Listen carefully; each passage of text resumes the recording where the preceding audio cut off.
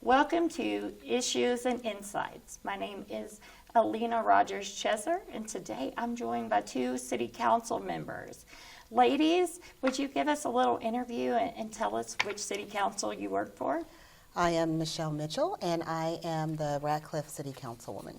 And I'm Selena Hudson. I'm with Vine Grove City Council. This is my second term, and I'm running for my third term. So what inspired you to run for City Council? What inspired me, I'm a person that has already been involved in the community for over 25 years. Awesome. And had my business as well. And I'm the type of person that can think outside the box.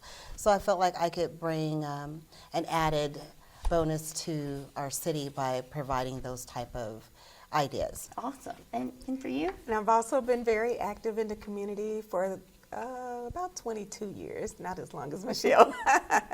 But in 2007, when I moved to Vine Grove, some citizens from Vine Grove came over to my house. Oh. I hadn't even moved the furniture in, and they asked me to run for city council. I prayed about it, and it just wasn't the right time. I was still raising my son at the time, and I just didn't feel like I could devote that time to the city. But fast forward to 2020, I decided to go ahead and run after serving as president of the Radcliffe Small Business Alliance. Oh. And I saw the needs of the community, and I thought I would be a great addition to what Vine Grove already had going on with a progressive mayor of Pam Ogden. And then I felt like I would fit right in and we could just keep moving forward. Oh, that's great. And I believe I met you at a coat drive, right? Yes, Mrs. Claus. Yeah, me and my husband. So I saw that last year you won some awards in Frankfurt. Yes, ma'am. Can you all tell us about that? Can you tell me about that? I received the award for the small business, woman-owned business in the state of Kentucky. That's awesome. Through the Small Business Administration. And then I forgot what the other award was. Pacesetter. Pacesetter. Oh, It's a okay. pacesetter. Yes, Yeah. yes. That's great. Yes. And let's talk about Juneteenth, Okay. right? That's the celebration that we'll be talking about today in the history. So from what I saw doing research, it began after the Civil War. President Abraham Lincoln issued the 13th Amendment, which was the Emancipation Proclamation, and it freed the enslaved people. However, Texas held their slaves until 1865, which was 2 years after that. And they only did it once the Union Army arrived to enforce it. How do you feel about that? Do you think that that is a hard thing to hear and to recover from? Yeah. Yes. It- For me, I kind of understand they didn't have social media. They didn't have access to all of that. So getting the information out, trying to enforce that Yeah. might have been a little difficult, but yes. I also think Hard to that hear. maybe Texas wasn't ready to let go of it. I think yes. that's probably the closer thing. Yeah. Yeah. So, and I was reading about it, and I saw that there were 250,000 enslaved people still in Texas, Yes. and I thought, man, that's a lot. Yeah. So, do you know how it was celebrated in the past? Can you tell me what people would do? Well, since the incept, the celebrations are much like they are today. There was a lot of music, dancing. Our history is rooted in gospel music, so it would be gospel, African dance, and different celebrations like that, parades, parties, just all types of celebrations that we still do today. That's great. So I read, you can hear me, I'm going to say I read. I wanted to make sure I studied up on this topic because it is a sensitive topic, right? And we want to pay respect to that. So I read a quote from a historian, Mitch Kahn, and what he said is there are two goals of Juneteenth, and that's to celebrate and educate. Absolutely. Now, do you think that that still stands today? Is that what you guys will be doing at the celebration? Yes, it's really important that we are still educating people in our community and our own culture as well, our own race, about the resources that are out there, what we have access to, so we can just grow as a society as a whole. And I agree with Michelle, and I think it's very important that we educate our community on our history so that history does not repeat itself. Yes, And during Juneteenth celebration, that's what we're doing, is educating and elevating. That's great.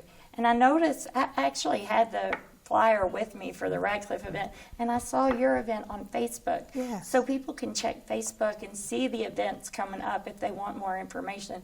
But we're going to cover that a little bit too here in a moment. I saw on the flyer, though, that there will be voters registration. Yeah. And I also saw that this practice dates back in the history of Juneteenth to educate the newly freed people on how to vote. And much like people being freed in Texas, it took a long time for them to understand what their rights were and what it meant to be free, which is, a hard thing to think of. Yeah. Do you still think there's voting disparity here in Hardin County? I think so. I believe there is. I would think a majority of the voters are over 50, not a lot of minorities. We're also trying to reach the Latino community as well. That doesn't get out and vote as much. And so that is my goal, to do that, and especially with our young people as well. They're very vocal. A lot of this generation seems to be very vocal. Well, I want them to take that and put some action to it. And one of the ways to do that is to go to the voter polls. That's wonderful. Yeah. That is. And we're going to talk about your guest, who is also a young man. Yes. So I did read this off of the presidential website. When it became a federal holiday, it was over 150 years before it became a federal holiday. And it was signed into the bill for the official federal holiday in 2021. It seems like a long time. That's a very long time. But the president said something during the signing that I found to be very interesting and motivative, right? He said, Juneteenth is a day of profound weight and power. This day shows an incredible capacity for healing, hope, and emerging from a dark time. Wow. So, I think we still have room to grow. Yes. And I see that coming. Yes. So, would you say that Juneteenth commemorates the past and also calls us to action today? I believe that it does cause us to commemorate the past, and also a call to action to continue to move forward, to educate ourselves in the areas of healthcare, financial wellness, and also our education. And so I believe that it is a call to action for us to continue the movement. Yeah, I would agree with that. And, part of that is voting. Yes. Right? That's a definite action that we need in our community. Yes. And the celebration, there's a lot of education that's going to be at your all's event that I was looking at. It's great. Absolutely. It's great. So let's dig into that. Let's talk about the upcoming celebrations that we have. The first one is on June 14th. Yes, ma'am, a Friday. And that is from 5 until 9 Yes, ma'am. at North Hardin High School. The football stadium. And then the next one is the very next day in Vine Grove. Yes. It'll be on the 15th, and I believe that one starts in the morning. Yes, it does, actually. It has really grown. This is only our second year having this Juneteenth celebration in Vine Grove. But the Red Cross asked, could they come out, because they're at the beginning of their shortage for blood donations. Oh. And they want to be out there from 9 to 2. Okay. And then we're going to set up the food trucks and the vendors around 12 p.m. Awesome. And just be there all day. Like my pastor said, we'll be out there all day. Yeah. From 12 to 9. And that's at Optimist Park in Pine Grove. Great. So it's free, and both events are Yes. free and open to the public? Yes. Anybody that wants to learn can Yes. attend? Yes. Absolutely. Now, we talked a little bit about entertainment. So can you tell me what we're going to have and kind of a schedule? We'll start with Radcliffe? Can you Okay. kind of give me an estimate of when you're going to do things? So we're going to obviously let people come in. We're going to have a variety of different food trucks, seafood, Caribbean, egg roll, different things like that for people to partake in. And then we have our kids zone area with our pony rides and different things like that. And that is all free. We do have face painting. I think there will be a fee for that. But we're letting people come in, kind of gather, and then everything will probably kick off about 5:30. And so we're going to have a young lady, Miss Alicia. She is going to be singing our National Black Anthem. And then we have the president of the NAACP, Michelle Jones, telling us about Juneteenth, for those that don't know about that. And then from there, the mayor's going to recognize Radcliffe for the Juneteenth event, and then we'll have our speaker, which is the youngest black mayor elected in the United States, Mayor Jalen Smith. Yeah. He will be speaking, and then we're going to recognize some people in our community that have been very involved in giving back. Our speaker, the mayor, will be talking about, especially, it doesn't matter what age, what background, we get involved. Get involved in your community, even get involved in some leadership positions so that we can make a difference. And he is evidence that it doesn't matter what age it is. Yeah. You can get involved. You know, you can't use it as an excuse anymore, you know. And so from there, we're going to have African drummers coming in. A couple of our children will be dancing and singing, and the festivities will go on. We have a DJ that will have activities as well, and we're going to have giveaways. And a lot of the booths that I have set up is more of our educational resources that are going to be available. We also have Voice for Change with Quentin Higgins, the Carlton bus crash. He's going to have that bus there for people to view, and then we'll have a lot of vendors as well that will be selling items. Yeah. So, you know, let's talk about your guest speaker, because he is awesome. Yeah. Yes. What I read about Mayor Jalen Smith is that he's from Arkansas, so he's coming up to Kentucky for us, which is wonderful. And he's only 18 when he ran for office. Yes. He's I know 20 a now. lot of 18-year-olds. Right. Right. I mean, We never know. We just you need to give them the don't opportunity. know. Yes, yes. So I want to encourage families to come out. Yes. Bring your Absolutely. teenagers. Yes. I mean, it's going to be great. It'll be an inspiration for everybody. yes. Sit But on it'll the front have row. Yeah. real meaning to Yes. the teenagers, because they'll look up there and they'll see somebody like them. Right, And- exactly. And that's You're correct. moving. Yeah. Right? Yes. That's the way to do it. Now, your vendors, will there be any traditional vendors, you know, or is it just open to anyone here in Radcliffe? Or Well, we have a limit on our vendors, but we do have a lot of black-owned business vendors that are setting up, and we have a variety of others coming as well. But we want our black business owners to showcase some of the products and services that they provide for that day. oh, that's great. That's really great. And you're also recognizing Philip Bashir. Yes. And I just think he's wonderful. He is the son of Carl Bashir Yes. and the president of the Bashir Foundation. Now, I'm not real sure what they do at the Carl Bashir Foundation. Can you elaborate a little bit? I can only elaborate a very little bit, and Okay. that is for things for veterans as far as I'm aware of. In my research and trying to get this event going with the committee that I work with, and Celine knows how I am, I can go like big. I really want to do something small with bringing back the Juneteenth event in Yeah. Radcliffe. But I started doing some research. One of the things I want the citizens of Radcliffe, even though this is open to everybody, to have a sense of community pride. Okay. And as I began to doing research, I'm like, wow, there's a lot of people in our community that have been trailblazers, and they've done a lot of different things, and we really need to start recognizing that and telling the story, Right. which, you know, Juneteenth, relating our heritage, our history, we need to keep it going. Yes. And so when I started asking people, do they know who Carl Bashir is? some of the people did not know. And I'm like, are you serious? We have a veterans home that's named after him, and there was a movie, Man of Honor. And so I'm like, well, we need to start educating people in our community of the great jewels that we have that have arisen in our community. And so he's going to come on behalf of the Carl Bashir Foundation, and he himself has done some amazing things while he was in the military as well. That's great. Now let's talk about your event. So, Okay.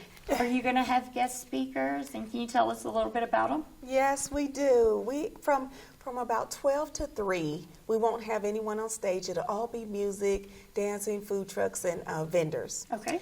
But then at 3, we have the Divine Nine, which is all of the fraternities and sororities. They're going to have a panel where they're going to talk to students about why they joined a fraternity or sorority when they attended college, or whether they joined in a graduate chapter, but what is the reason behind it, the sisterhood, the brotherhood, the service, the commitment to service that they have. So that'll be really good for the students in our schools. And then and then around 4:30, St. Stephen's Chapel Choir is going to kick off with the Black National Anthem, and then also our Juneteenth signature song that we started last year that Dwayne Nunley wrote and produced. And so that song is going to be sung, and then they'll sing a few selections. And then we'll just move right along to our financial panel, which is moderated by Patricia King. And the president of Heart of Kentucky Association of Realtors is also sitting on that panel. And we have a business owner named Mike Wallace who owns the Burger Bar. He will also be on that financial panel. So we get to hear about being a veteran-owned, Black-owned business and how he started and any challenges that successes that he may have had. So I think that will be very entertaining and educational for the audience. Then we also have a healthcare panel led by Dr. Sakina Bunch. Oh, okay. And she's going to have Dr. Watson, Amber Damos, Dr. Lewis for mental health. It's going to be a variety of a certified health coach, Candace McField. It's going to be a variety of people on her panel. That's great. That is at 5:45. The Heritage International Christian Church Choir will sing in between. So what we'll do is panels, music, and then we'll just have line dancing. We have a guest speaker coming up from Miami, Florida, and her name is Raquel Herring. Raquel Herring was the longest winning Star Search participant. She was on 8 weeks on Ed McMahon's Star Search back in the day, and no one broke her record before the show ended. That's wow. She is also the first black girl Mouseketeer on Disney Channel on the Mickey Mouse Club in the 90s. She was the first one. That's awesome. Yes. And so she's going to have a lot to share. She has an amazing story to tell. She's been entertaining people since she was 7 years old. And we won't tell everybody that's coming, so they have to come out and see all that stuff, right? Right. Thank you so much for being here, ladies. And I want to go into, again, where we can find information, where vendors can go to sign up to be part of the event, and also about volunteers to see if you all need any help. Yes. So can you tell us where they can go to find the information? I believe I saw it on Facebook. Yes. I have mine posted on Facebook, and when you go on my Radcliffe City Council page, Michelle Mitchell, Radcliffe City Councilwoman, and there is a event link there. When they click on the link, it'll have a ticket link in there, and they'll go and register from there. If they want to, we are set for our food trucks, but if they still want to be a vendor, if they want to sign up, it's once again free to do that. We're going to be giving giveaways for when people register as well. So if they get their name in, we can pull from that list. But for volunteers and for vendors, they can also click on that same link. It takes you to a jot form, and they can fill out everything from there. We'll also have T-shirts that we'll be selling as well. So a commemorative T-shirt, and we'd love everybody to order that as well. So do people sign up to be part of the gifts giveaway online? Yes, Okay. and that's free. That just kind of let us know how many people are coming, and then how many gifts we want to try to give out every 30 minutes or so. Oh, that's awesome. Do you know what kind of gifts these might be? They have to come to They find have out. to That's good. That'll intrigue Yeah, everybody. Right. And the same with you. Almost the same. The Selena Hudson, Vine Grove City Councilwoman page on Facebook is where you would find more information out about this event. I have an event page, and there's a link there that they can register. We are open for more vendors, and we have enough. Well, we're open for vendors, food trucks. We're open for volunteers, and if they could go to that site and click on that link to register for vendor registration, then that would kind of let us know who's going to be there as well. They can also call the Vine Grove City Hall and register. They can go over there and pay the vendor fee and register and attend the event through there. So what is the vendor fee that there is? $30. Okay. It's $30. Yeah, that's It's not much bad at all. No, it's not bad at all. I've been to art shows, and a lot of times for their vendors, they do, $50, $60. Yes. So it's nice to see that there is a discount, which promotes Hardin County and people getting out there. Yes. Absolutely. Last year we had about 36 vendors. We even had vendors come from St. Louis, Missouri to be a vendor at this event. Yeah. And they said they promised to come back and bring their friends this time because the event was just so amazing with over 500 people there. I can't wait. I'm really excited. Good. You guys Yes, very good. And I want to ask about one thing that I heard both of you say that I didn't know. So if you can tell me, what is the Black National Anthem? What is the title? How can people hear that? Or, because I didn't know there was. Oh, wow. So, The Lift Every Voice and Sing okay, is the Black National Anthem. awesome. So people that- can check that Yes, out too. that's ma'am. rooted in our spiritual, heritage as well. So, That's great. That's great. For your event, I know yours is at Radcliffe's is at the stadium. yes, at the football stadium. And yours is at a park. Do you recommend that people bring chairs and blankets for Yes. seating? Yeah. Please bring That'd be your good. lawn chairs, your blankets. We do have tents out there for covering because of the heat, but bring your chairs and your Yes, lawn chairs as And well. is there anything that people should not bring to these events? Well, I really don't want anyone bringing outside drinks or food because we have churches that are signed up too, and we asked our churches to bring bottled water, things like Okay. that. So we really want to support our local businesses by patronizing the food trucks and the other services that are other things that will be provided at the event. But if they need to, they can. Same with us, lawn chairs, blankets. If they want to bring a canopy to set out somewhere, if it's a smaller one, they can probably do that as well. Okay, awesome. And is it the same with you too? No, because ours is a city event and it's in the city park that we share with the citizens at all time. They are welcome to bring whatever they would like to bring to the park other than alcohol. Yes. Yeah. Yeah. We are restricted. And I'm sure that's what Well, you it's the thought. same, yeah. It's we a are school. restricted. Yeah, with yes, alcohol. yes. Well, that could be that So, would no open change the container alcohol. event Right. a little bit. Yeah, just a But tad. food, yeah. drinks, they can. Yes. It's their park too. All right, ladies. So I'm so glad that you came out and talked with us, and I'm glad that I was able to learn more. And I really hope that the viewers have learned something and will continue to do research about this event. And hopefully we'll see you out there. Remember, this is a family-friendly event and a free event. So there's no reason not to come. Yes, Yes. absolutely. Yeah. Very good. All Thank you right. so much.